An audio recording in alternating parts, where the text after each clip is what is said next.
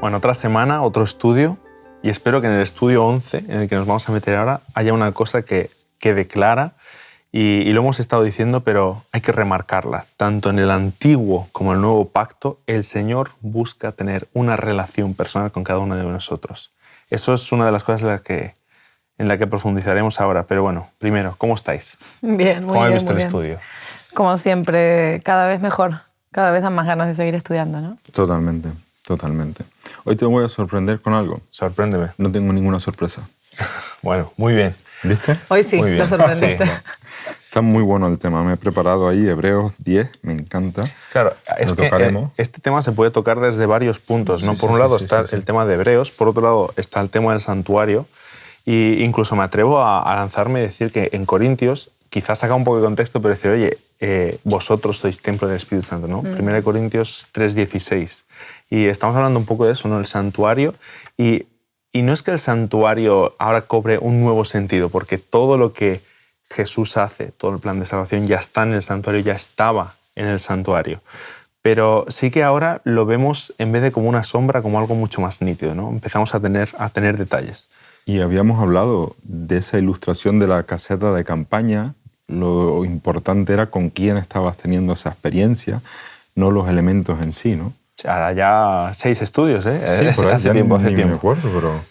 Da la sensación de que cada vez Dios nos propone una mejor solución de dónde quiere morar, ¿no? Totalmente. Cada vez es más personal, más cercano, y ahora ya dice, bueno, voy a morar adentro de vosotros, ¿no? Aunque lo viene haciendo desde el principio, pero de una forma muy explícita y que realmente es entendible y comprensible para todos. Es bonito. lo que explica Juan en su evangelio. Al principio dice, porque Él se hizo morada entre los hombres, vino a tabernaculear entre nosotros. Es decir, En castellano no existe ese verbo, pero sí. bíblicamente, si Claro. lo tradujéramos fielmente, sería eso, tabernaculear, que es como, ¿what? Suena un poco raro, ¿no? Acampar entre Y nosotros. es que la escuela sabática me encanta que empiece con este texto de Levítico 26, 11 y 12, porque justamente estamos en el Antiguo Testamento, estamos ante el tabernáculo, estamos ante el pueblo conociendo el plan de Dios para ellos.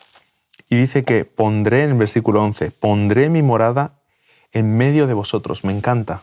El pueblo alrededor y Dios en medio. Casi como pensemos, tú hablabas de la tienda de campaña, en un campamento, en una fogata, que eso es siempre precioso, y la gente alrededor, ¿no? Tiene frío, se calienta. idílico. Momento idílico.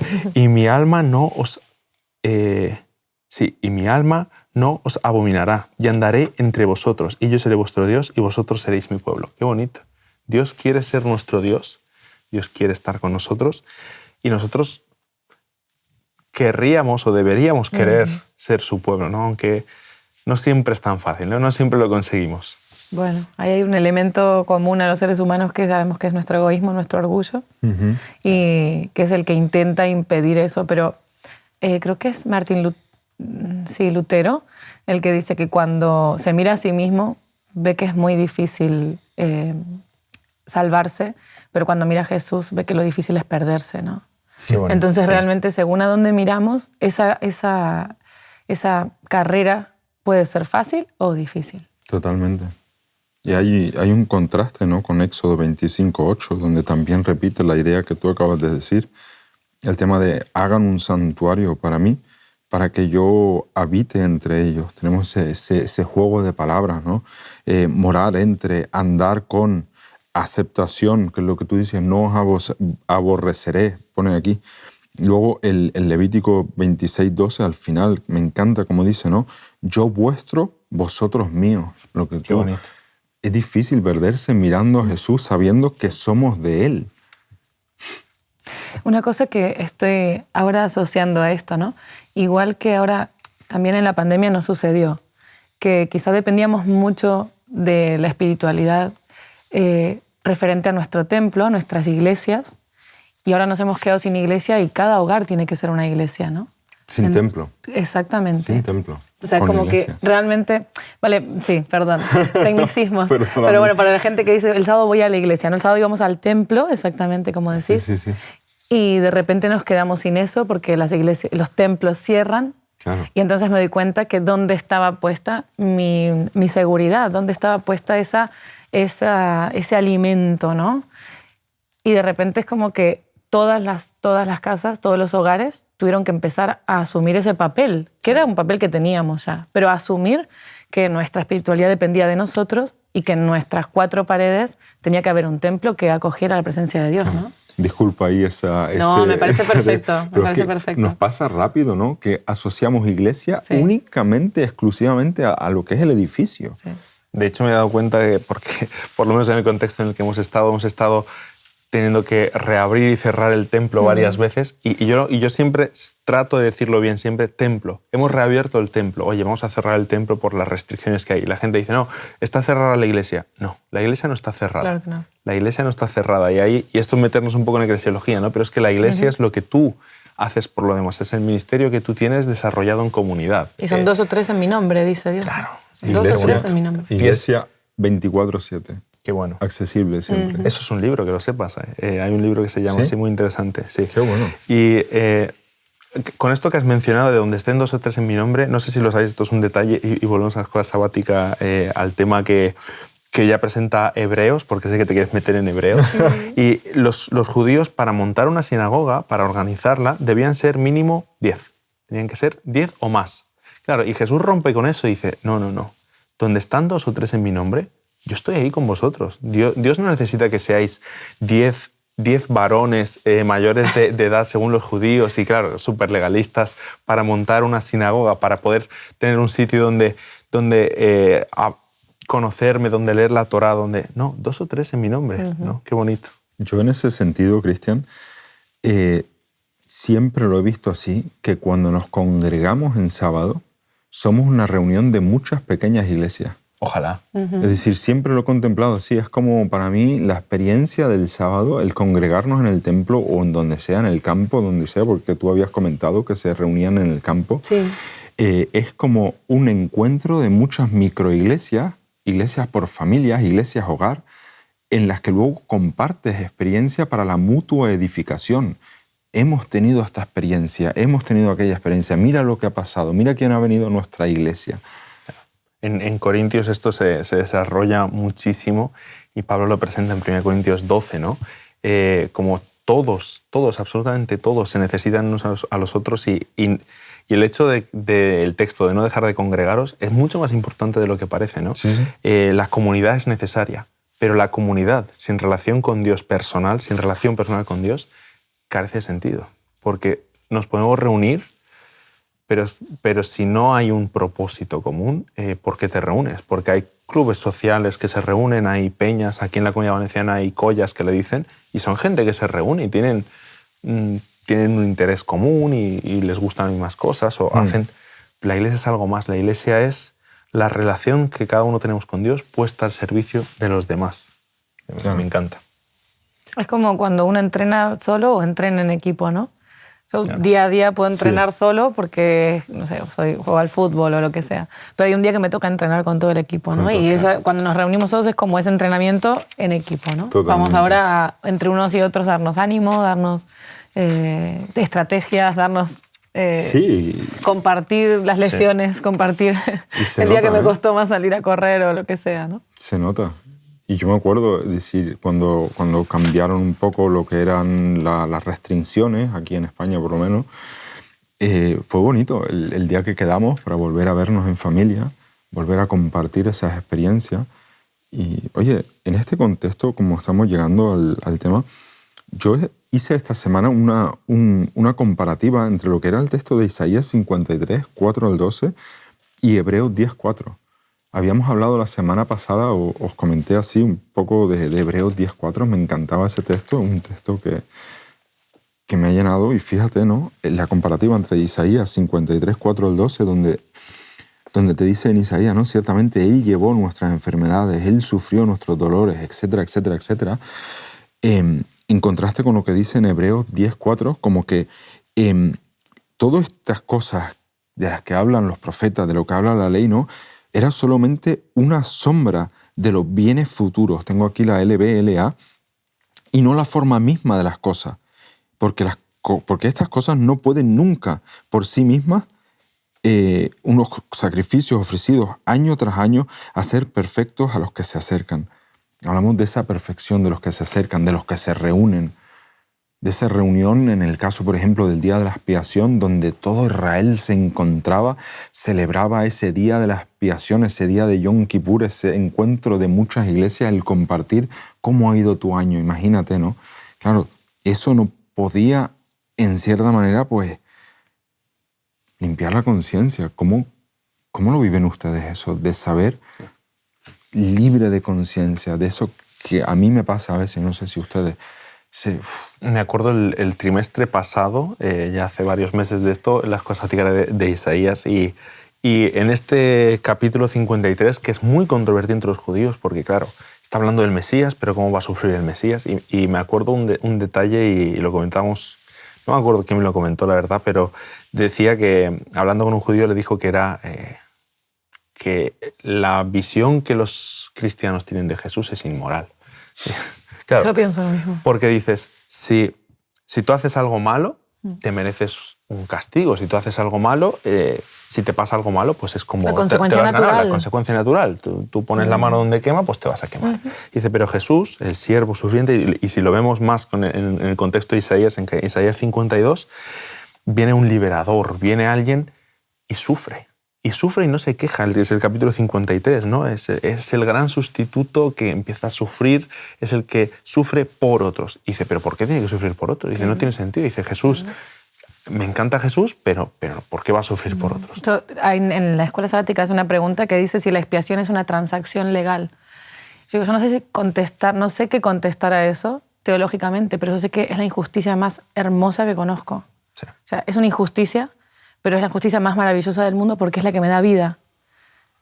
Realmente, no sé si es legal, no legal, no sé qué sucede en el cielo ante las acusaciones del enemigo, sabemos que hay un juicio, sabemos algunos elementos, ¿no? Pero realmente es una injusticia muy grande, pero es la injusticia más maravillosa de la que me han hablado jamás. Claro, en ese contexto en el que estamos también en el tema del santuario, del nuevo pacto, no entro en el debate de santuario literal, no literal, en el cielo, sí o no. La cuestión es, lo que está claro es que este problema que estamos teniendo no es algo que se soluciona rápidamente. Y yo siempre digo, no, se lo digo a mis hijos, para un problema complejo no hay soluciones sencillas ni rápidas. Y en ese sentido, es verdad que Dios nos habla con un lenguaje que podemos entender cómo son las cosas en el cielo. Yo no entro en ese debate porque no lo sé, pero sí es verdad que algo ocurre y que esto, Ceci, es serio.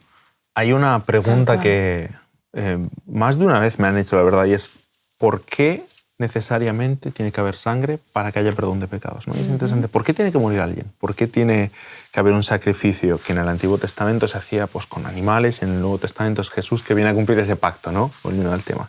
Y es muy interesante y es que las elecciones que tú haces, los pecados que tú cometes, si los sigues perpetuando, te van a llevar a la muerte. Y para que no te lleven a la muerte, justamente Jesús dice, yo muero para que tú vivas, a pesar de que tus decisiones te están llevando a eso. Si lo pensamos, los mandamientos de Dios, las leyes que Él nos propone, la forma de vivir que Él nos propone, es siempre para perpetuar la vida. Si nosotros vivimos según el plan de Dios, vamos a tener la mejor vida posible, vamos a tener en nuestra vida la mayor calidad de vida posible. En cambio, si pecamos, y si lo pensamos en los pecados que podamos cometer, eso recorta la vida. Eso hace que al fin y al cabo mueras, ¿no? Y Jesús dice, en vez de que muráis vosotros, muero yo. Vamos a sustituir, como decir, vamos a hacer una transacción. Incluso, a mí me asombró mucho cuando me encontré en la Biblia con la realidad de que Jesús muere la muerte que yo debería morir, que es una muerte no por sufrimiento físico, sino por esa de sentirse desconsolado, sentirse lejos de su Padre. Esa es la muerte que le pertenece a quien vivió una vida lejos de Dios. Entonces, yo le digo a mis hijas a veces, imaginaros que cada vez que nosotros decidimos alejarnos de Dios o seguir nuestros propios caminos, fuera un paso. Bueno, pues Jesús se alejó de Dios todos los pasos que todas las personas de este mundo dieron en toda su vida. Fue el que más lejos de Dios estuvo de toda la historia de la humanidad. Entonces, Él da todos esos pasos y la persona que más lejos estuvo de Dios alguna vez fue Jesús. ¿Para qué? Para que yo pudiera morir en paz. Eso es una cosa que dices, ¿es legal? Mira. Y de hecho, esto No lo comenta Ellen White. No entra en la legalidad, no entra en ningún parámetro lógico eso. Claro. Lo dice Ellen White, perdón un segundo, que en la cruz, cuando él muere, él no sabe si su sacrificio va a valer o no. Claro. Tremendo. Es muy fuerte. Es que lo que dice en hebreo, lo que ustedes están explicando, lo dice ahí el autor claramente, que en el versículo 5, ¿no? Por lo cual él entra en este mundo, hablando de Jesús, diciendo que sacrificio y ofrenda no quisiste, sino que me has preparado un cuerpo para mí. Todo esto de los holocaustos, todo esto no te complace. Lo estoy resumiendo bastante, parafraseando, ¿no? Dice, he aquí, he venido, como está escrito, para hacer tu voluntad, oh Dios. Y ese llamado de Cristo, que muchas veces nos quedamos con esa parte, sí, Cristo murió por nosotros totalmente. Lo dice el texto de Hebreos y lo dice también Isaías 53 y muchísimos otros textos. Sin embargo, la demanda, el pacto que nosotros luego hacemos con Él, ¿cuál es? El de ofrecer nuestra vida de la misma manera que Él ofreció la suya. ¿Pero por qué? Porque no son las cosas externas las que realmente nos salvan. Es decir, Dios no quiere salvar a esas cabras, a esas ovejas, buey, lo que sea. No quiere salvar a esos animales. Era una representación de que algún día la humanidad estuviera preparada para realmente comprender de lo que sí quiere Dios, que es salvarnos a nosotros. Y para salvarnos a nosotros es importante que seamos capaces de desprendernos de nosotros, que esto ya... Sí. Esto que tú dices se ve claramente en el texto de Gálatas 1:4, que la lección también comenta, ¿no? Que hablando de Jesucristo dice que el cual se dio a sí mismo por nuestros pecados para librarnos del presente siglo malo, conforme a la voluntad de nuestro Dios y Padre. Nos podemos ir a ver a Juan y ver que la voluntad de Dios y la voluntad de Jesús es exactamente la misma, es la de salvarnos, ¿no? Y rescato de la escuela sabática una frase que me pareció increíble. Dice que cualquier teología que niegue la expiación mediante la sangre de Cristo niega el corazón y el alma del cristianismo. La cruz sin sangre no puede salvar a nadie. La cruz sin la muerte de Cristo, la cruz sin la vida que tuvo Cristo, no tiene sentido. Mirad, es verdad que venimos como en esa progresión y ahora parece que el santuario o los rituales ya no quedan obsoletos porque Jesús muere, sí, pero ¿cómo tenía que hacerse cada uno de esos rituales? Entendiendo el significado que tienen cada una de esas partes. Es increíble porque te da una sensibilidad sobre realmente la dimensión del sacrificio de Jesús, ¿no? El poner las manos sobre ese cordero. Lo mirás y es imposible no recrearte en la escena y no entender que hay una dimensión muy profunda, ¿no? Y me gustaría que leyéramos Efesios 3, 18 y 19, del 16 al 19, ¿sí? Para que os dé conforme a las riquezas de su gloria el ser fortalecidos con poder en el hombre interior por su espíritu, para que habite Cristo por la fe en vuestros corazones, a fin de que, arraigados y cimentados en amor, seáis plenamente capaces de comprender con todos los santos cuál sea la anchura, la longitud, la profundidad y la altura, y de conocer el amor de Cristo, que excede a todo conocimiento, para que seáis llenos de toda plenitud de Dios. O sea, ese sacrificio, ¿no? O sea, la anchura, la longitud, esa dimensión, ¿no? Esa dimensión está en Cristo, pero a través de todos los rituales del santuario se los venía preparando con detalle. Claro. Y esto que tú dices es un llamado que ya se da en el Antiguo Testamento, que por ejemplo cita Pedro en 1 de Pedro 1:16, que lo tengo aquí, también lo tengo aquí en la LBLA. Dice, porque escrito está, sed santos porque yo soy santo. Eso es un texto que está en Deuteronomio, y realmente, por ejemplo, Deuteronomio 19, entre otros, y lo que añade Pedro en el versículo 17 es decir, si invocáis como Padre a aquel que imparcialmente juzga según las obras a cada uno, pues conducíos con temor durante el tiempo de vuestra peregrinación, volviéndote a la conciencia de elementos que muchas veces es como que desenfocamos. Dios es justicia, es gracia, sí, es justicia también. ¿Por qué? Porque realmente la justicia es el fin de todo el mal, del sufrimiento, de lo que no es tolerable. Y nos recuerda justamente esto, oye, el llamamiento que te extiendo a través de esto que tú dices, a través de lo que ocurre en el santuario, a través de toda esta dinámica que estamos viviendo, sed santos. Claro, y es que estos elementos, separarlos, creo que sería un gravísimo error. Y ya se lo dice Pablo a Timoteo, en 1 Timoteo 2, 5 y 6, dice, porque hay un solo Dios, un solo mediador, refiriéndose a Cristo, entre Dios y los hombres, que es Jesucristo, el cual se dio a sí mismo en rescate para todos. Para todos, que bueno, no para los que acepten, para todos. Dice, de lo cual se dio testimonio en su debido tiempo. Y me encanta ver esto, ¿no? Yo creo... Y cualquiera que se meta a estudiar la Biblia profundamente, que dejarse el santuario de lado es perderse una riqueza y perder una profundidad de todo lo que pasa en la vida de Cristo tremenda, porque el santuario, si lo tuviéramos que resumir, se podría resumir en una palabra, Cristo. Se podría resumir en salvación. Él es el sacerdote, Él es el sacrificado, la sangre, absolutamente todos los elementos. Incluso donde estaba puesto en medio del pueblo de Israel, tiene un sentido y es espectacular. Dejarse eso de lado es cometer un error. Fíjate, hay una cita muy bonita en la escuela sabática de La fe por la cual vivo, en la página 104. No es la voluntad de Dios que seáis desconfiados y torturéis vuestras almas con el temor de que Dios no os aceptará porque sois pecadores e indignos. Podéis decir, sé que soy pecador y esta es justamente la razón por la cual necesito un Salvador. No tengo bondad ni mérito alguno para pretender la salvación, pero, y ese pero es muy importante, presento ante Dios la sangre expiatoria del inmaculado Cordero de Dios que quita el pecado del mundo. Esta es mi única defensa. Es clave entender que la salvación nos la da el sacrificio de Cristo. Y nosotros tenemos fe en eso, pero no me salva mi fe, porque eso es un detalle interesante, ¿no? Decimos, no, nos salvamos por fe, nos salvamos por gracia. Y lo único que nosotros podemos poner es un granito de fe muy pequeño que tampoco es que eso nos salve lo que hizo Cristo. Es muy bonito, se nos pide, ¿no? Tan poco. Sí, se nos pide tan poco. poco. Cree en lo que Cristo hizo por ti, acéptalo. Dice, estoy a la puerta y llamo, abre. Hay días que yo me siento, que ni siquiera puedo abrir, ¿no? Estoy como postrada en la última habitación de la casa, pero le digo desde lejos, entra. Entra. Hay días que no tengo fuerzas ni para abrir esa puerta, pero entra. Basta que le digas, entra. Totalmente. Y pon en orden esta casa y pon las cosas en su sitio, ¿no?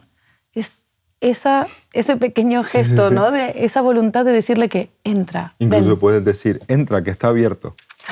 ¿No? Que si no tienes fuerza de levantarte, tal incluso cual. eso, es como, no nos pide más, no se nos pide más. Y a mí me gusta una frase que dice la escuela sabática, que dice, una promesa tiene la validez de lo confiable que sea la persona que la pronuncia. Claro. ¿Cuántas veces nos han prometido cosas y nosotros ya sabemos que esa persona no va a cumplir? Esa promesa, por más que sea una promesa, no tiene validez, ¿no? Sí. Pero yo pensaba, nadie va a subirse a un avión y hacer salto base con un niño de 3 años como monitor, ¿no? ¿Qué confianza puedes tener tú de llegar bien a tierra? Entonces, ¿dónde está la validez de esa promesa, la fuerza de esa promesa? ¿De quién la da? ¿Sabes dónde? Primera de Pedro 1:20. Estaba preparado antes de la fundación del mundo. Claro. Y ese Dios personal que, a pesar de que muchas cosas a veces no las podemos explicar con nuestras palabras, pero a mí cuando me hablan de ciertas actitudes que supuestamente tiene el Dios del Antiguo Testamento, yo les puedo solamente decir que conmigo nunca las tuvo. Nunca viví un Dios aireado, nunca viví un Dios enojado. Conmigo nunca las tuvo. Yo puedo solamente hablar de un Dios paciente, misericordioso, amante.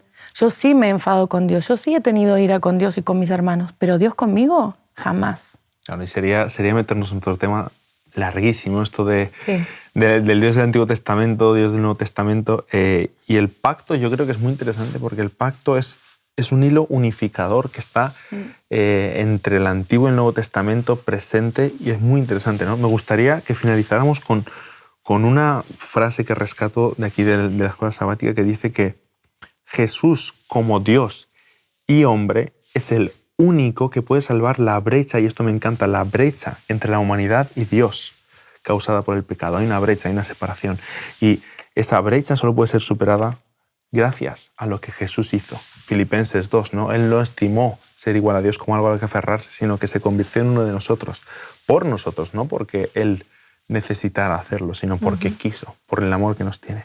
Sigamos profundizando en este tema, sigamos profundizando en entender cómo el Antiguo y el Nuevo Testamento van de la mano. Y esto lo seguiremos viendo en la semana que viene con un tema también que es muy interesante y un tema que espero que podamos seguir estudiando y profundizando. Qué bueno. Nos vemos la semana que viene. Gracias. Muy bien. Te invitamos a tener una experiencia más allá del sábado, convirtiendo tu unidad de acción en una iglesia hogar, en donde la Biblia, la oración intercesora, la fraternidad y la testificación sean vuestro estilo de vida. Así experimentaremos un poder renovador en la iglesia y en el cumplimiento de la misión.